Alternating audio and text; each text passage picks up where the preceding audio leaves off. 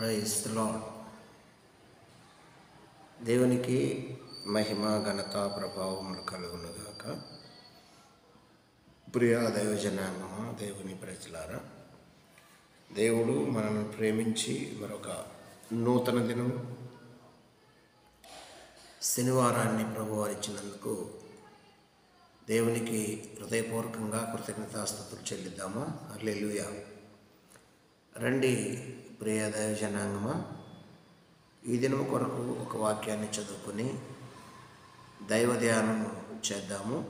అయితే ఒక మాట, ఈరోజు శనివారము సిద్ధపాటుకోవటానికి, విజ్ఞాపన సిద్ధపాటుకోవటానికి అందరూ సిద్ధపడాలని తెలియజేస్తున్నాను. దయచేసి విషయాన్ని గమనించండి.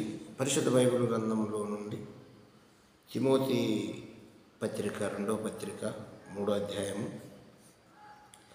14-15 కలిసి ఉన్నటువంటి భాగాలు చదువుకుందాం. 14-15 కలిసి ఉన్నటువంటి భాగాలను చదువుకొని లేఖనాన్ని దైవ ధ్యానం చేద్దాము.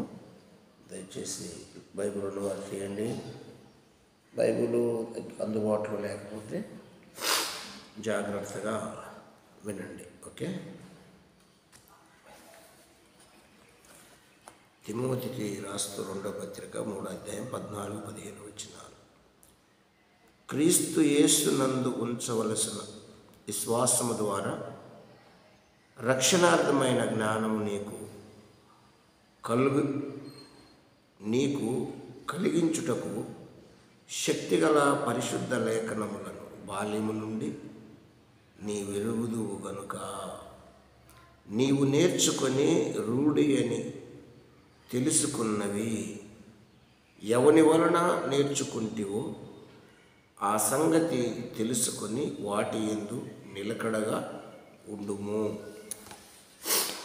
పరిశుద్ధుడు, ప్రేమ కలిగిన తండ్రి యేసుక్రీస్తు ప్రభువా, వందనాలు, స్తోత్రాలు, కృతజ్ఞతాస్తుతులు చెల్లిస్తున్నాను. కృప చూపించండి, దయపాలించండి, మీరు దిగిరండి, ఆత్మతో నింపండి, నిదాసుని మరుగు చేసి నీ స్వరం వినిపించండి. చదవబడిన వాక్యాన్ని ఇచ్చి మాకు వడ్డించి మహిమ పొందమని యేసు నామములో స్తుతించి ప్రార్థించడం వేడుకుంటున్నాను తండ్రి. ఆమేన్. హల్లెలూయా. దేవునికి మహిమ కలుగును గాక. ప్రభునందు నాకు అత్యంత ప్రియమైనటువంటి జీవం కలిగిన దేవుని కుటుంబమా, దైవ సమాజమా, దేవుని ప్రజలారా, పరిశుద్ధ బైబిలు చదువుతున్నటువంటి మీరందరూ, పరిశుద్ధ లేఖనాలను ధ్యానం చేస్తున్నటువంటి మీరందరూ, లేఖనము ఎంత శక్తివంతమైనదో, లేఖనము ఎంత బలమైనదో మరి ఎప్పుడు అర్థమవుతుంది అని మనం ఆలోచిస్తే, లేఖనము చదివి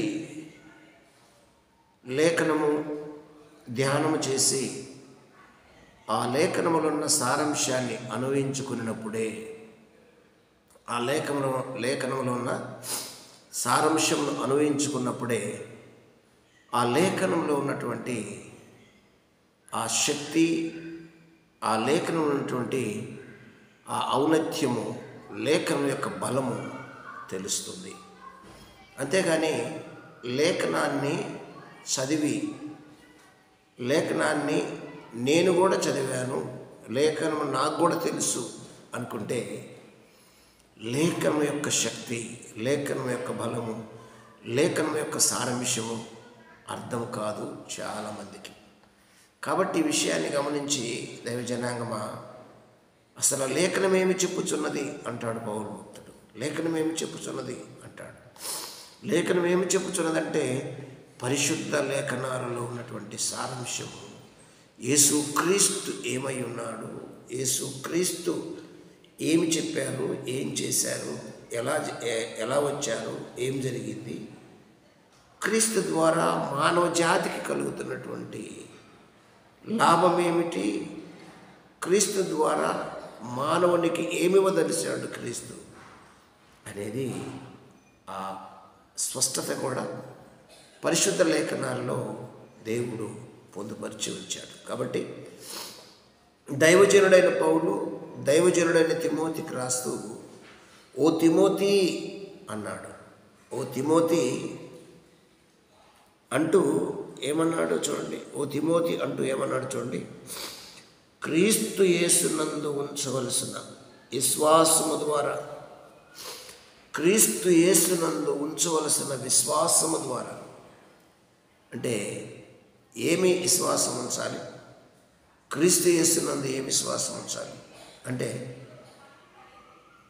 ఈయన ఏమై ఉన్నాడో, ఈయన ఎందుకు భూమి మీదకి వచ్చాడో, అసలు ఈయన యొక్క ఉద్దేశాలు, ఈయన సంకల్పం ఏమిటి అనేది, అసలు క్రీస్తు ఏమై ఉన్నాడు అనేది లేఖనాల పరిశోధనలోను లేఖనాలు చదివి జాగ్రత్తగా అర్థం చేసుకుంటే అక్కడ అర్థమవుతుంది యేసుక్రీస్తు విశ్వ విమోచకుడని, యేసుక్రీస్తు విశ్వ చక్రవర్తి అని, యేసుక్రీస్తు విశ్వ నిర్మాణకుడని, యేసుక్రీస్తు విశ్వ పరిపాలకుడని, యేసుక్రీస్తు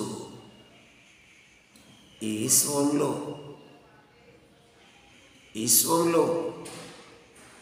నిర్మించిన మానవ జాతిని వివాహము చేసుకోబోయే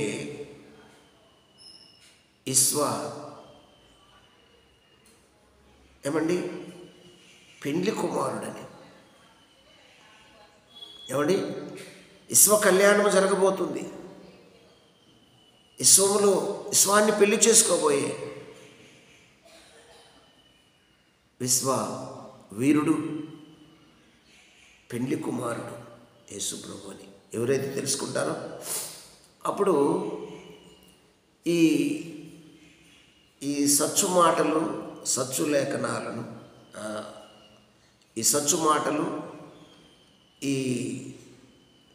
సచ్చుగా మాట్లాడే ఆ పరిస్థితులను ఎంత మాత్రం పట్టించుకోకుండా లేఖనమేమి చెప్పుచున్నది అని ఈ ఇంటర్నెట్లో వచ్చే పనికిమాలిన వాదాలకు లొంగిపోయి, అయ్యో అవునా, నాకు ఎంతవరకు తెలియదే, ఈ ఇంటర్నెట్లో ఇది పెట్టింది నిజమా, అయ్యో అనవసరంగా ప్రభుని నమ్ముకున్నానే అనే ఆ సచ్చు తలంపులు రాకుండా ఎప్పుడుంటాయి తెలుసా? లేఖనాన్ని పరీక్షించి లేఖన సారం తెలుసుకున్నప్పుడు క్రీస్తు యేసునందు ఉంచవలసినటువంటి విశ్వాసాన్ని ఎవరు విశ్వాసాన్ని నుంచి సడలరు, తప్పిపోరు. తప్పిపోరు. యేసు ఏమై ఉన్నాడో తప్పిపోరు. ఎవడన్నా ఒకడొచ్చి ఇంటర్నెట్లో లోతు కుమార్తెలు తప్పు చేశారు,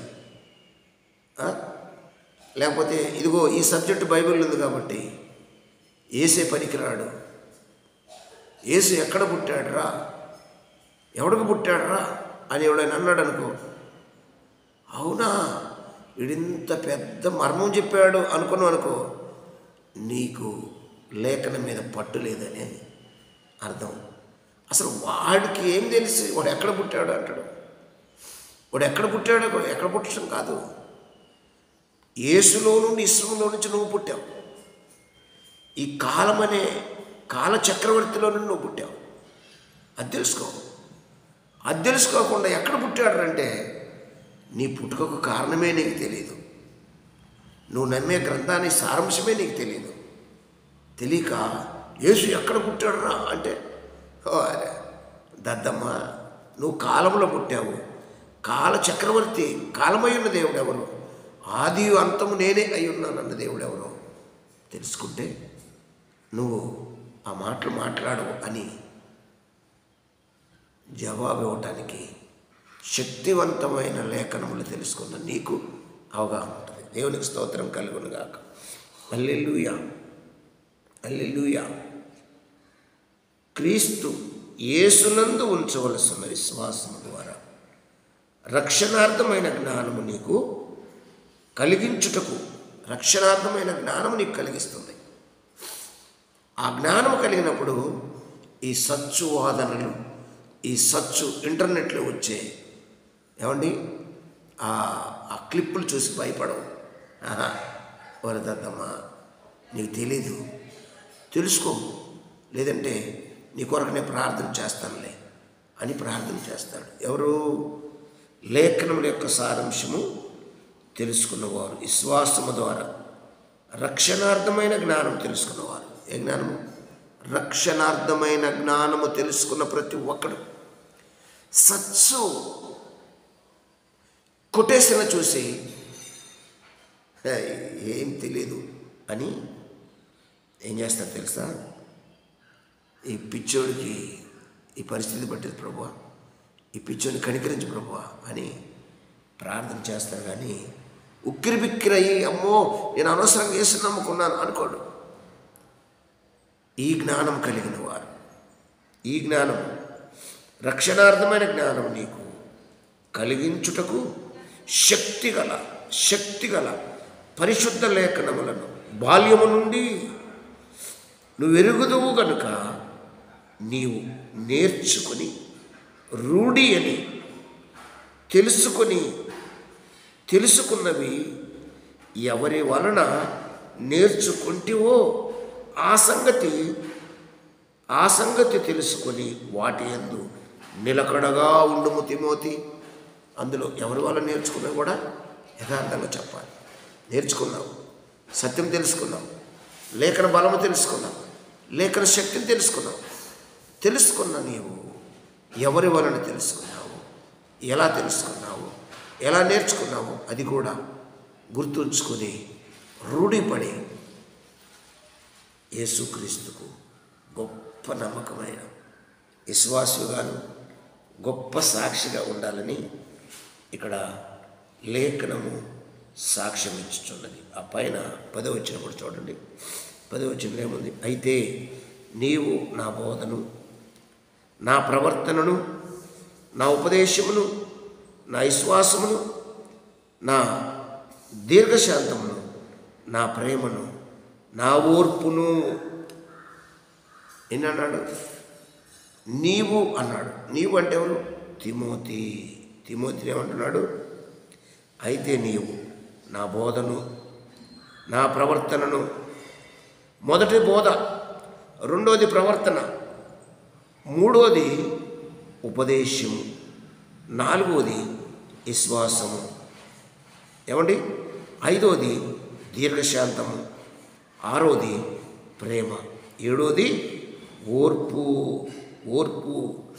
ఈ లక్షణాలను ఎట్టి పరిస్థితులు మర్చిపోకుండా నీవు నీ జీవితంలో కొనసాగిస్తూ ముందుకెళ్ళు తిమోతి అని తిమోతికి రాస్తూ పౌలు భక్తుడు చెబుతున్నటువంటి దేవుని యొక్క ఆ గొప్ప విశ్వాసం. ప్రియ దైవ జనాంగమా, మనం చూస్తే అదే మొదటి పత్రిక, తిమోతికి రాసినటువంటి మొదటి పత్రిక, మొదటి అధ్యాయము 3వ వచనంలో కూడా ఒక మాట పౌలు భక్తుడు చెబుతాడు. నేను మాసిదోనియాకు వెళ్ళుచుండగా సత్యమునకు భిన్నమైన బోధ చేయవద్దనియు కల్పనా కథలను మితము లేని వంశావళులను విశ్వాస సంబంధమైన దేవుని ఏర్పాటుతో కాక ఈ వాదములతోనే సంబంధము కలిగించుచున్నవి గనుక వాటిను లక్ష్య పెట్టవద్దనియు కొందరికి ఆజ్ఞాపించుటకు నీవు ఎఫెసులో నిలిచి ఉండవలెనని నిన్ను హెచ్చరించిన ప్రకారము ఇప్పుడు హెచ్చరించుచున్నాను. కాబట్టి తిమోతి ఈ విషయాన్ని నువ్వు జాగ్రత్తగా గమనించి లేఖనములో నువ్వు చేయవలసిన పని ఏమిటి తెలుసా అంటూ క్రీస్తు యేసునందు ఉంచవలసిన విశ్వాసము మొదటిది, రెండవది రక్షణార్థమైన జ్ఞానము నీకు కలిగించుటకు శక్తిగల పరిశుద్ధ లేఖనములు బాల్యము నుండి నువ్వు ఎరుగుదువు గనుక. శక్తి కలిగిన పరిశుద్ధ లేఖనాలు, శక్తి, పరిశుద్ధత నీతి కలిగిన యేసుక్రీస్తు గురించి చెప్పబడిన లేఖనాల్లో నువ్వు ఎరుగుదువు గనుక నువ్వు చేయవలసిన పని ఏమిటంటే నువ్వు ఎరుగుదువు గనుక నీవు నేర్చుకొని రూఢి అని తెలుసుకొనినవి. ఎవరి వలన నేర్చుకుంటేవో ఆ సంగతి తెలుసుకొని వాటి యందు నిలకడగా ఉండము. దేవునికి స్తోత్రం కలుగునుగా. ఈరోజు ప్రతి క్రైస్తవుడు, సువార్థికుడు, బోధకుడు, సేవకుడు కూడా లేఖనం పరిశుద్ధాత్మ దేవుడు నేర్పిస్తాడు. నేర్పించడానికి ఒక వ్యక్తి కావాలి. ముందు తండ్రి ద్వారా బయలుపరచబడితే నేర్పించే వ్యక్తి ఒకడు ఉంటాడు. ఆ వ్యక్తిని కూడా ఏం చేయాలి తెలుసా? గుర్తుపెట్టుకోవాలి అని ఇక్కడ లేఖనం సాక్ష్యం ఇస్తుంది. చాలామంది అంటారు, నా గురువే లేడు, నేను పుట్టుకతో నేర్చుకున్నా అంటే ఏం అబద్ధాలండి? అబద్ధాలు. పుట్టుకతో నేర్చుకున్నా అంటే అబద్ధాలు. ఒకటి, దైవ ప్రత్యక్షత కావాలి. పరిశుద్ధాత్మను నేర్పించాలి. పరిశుద్ధాత్మను నేర్పించాలి అంటే ఆ నేర్పించదగినటువంటి వ్యక్తి కూడా ఒక వ్యక్తి కావాలి భూమి మీద. ఆ వ్యక్తి పౌలు నేర్చుకుంది తిమోతి. ఈ విషయాలను స్పష్టంగా ఖండించి చెబుతుంది తిమోతికి పౌలు. కాబట్టి ఈ విషయాలు ప్రతి బోధకుడు, ప్రతి విశ్వాసి, ప్రతి సువార్థికుడు ఈ విషయాన్ని గమనించి సోషల్ మీడియాలో వస్తున్నటువంటి సచ్చు ఆ వీడియోస్, ఆ సచ్చు మాటలు విని అమ్మో నేను నష్టపోయానేమో అనుకోక, అనుకున్నావో నీకు లేఖనం తెలియదు, లేఖనం శక్తి తెలియదు, లేఖనం బలం తెలియదు, యేసునందు విశ్వాసం లేని వాడు అవుతావు. ఆలోచించి ఒక్కసారి నా పరిస్థితి ఏంటి అని అర్థం చేసుకొని దేవుని యందు ఉంచవలసిన విశ్వాసమును, శక్తిగల లేఖనములు ధ్యానం చేసి బాల్యము నుండి ఏది నేర్చుకున్నావో, ఏది రూఢిపరిచావో అది అవసరమైతే సాత్విక తనీకుడు సమాధానం చెప్పు, లేదా వాళ్ళ కొరకు ప్రార్థన చేయి. ప్రభువా నాకు వెలిగించావు, నా కన్నులు వెలిగించావు, వీరి కన్నులు వెలిగించు ప్రభు అని చెప్పు. అప్పుడు ఆశీర్వదించబడతావు, దీవించబడతావు, దేవుని కృప పొందుతాము, దేవునికి ప్రీతికరమైన కుమార్తెలుగా, కుమారులుగా ఉంటాము, బహుమానం కూడా పొందుతాము. ఓకే, ప్రార్థన చేద్దాం. God bless you.